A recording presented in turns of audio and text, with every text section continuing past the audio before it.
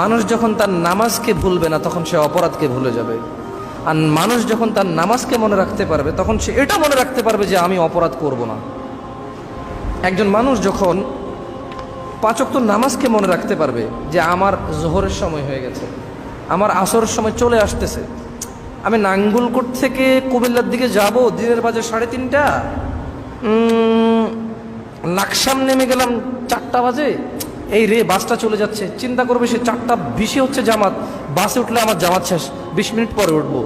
যখন নামাজ তার নামাজিকে নামাজ মনে রাখতে সাহায্য করে, তখন নামাজ এই অপরাধীকে তার অপরাধ মনে রাখতে সাহায্য করে, যেটা অপরাধ, এটা অন্যায়, এটা করা যাবে না।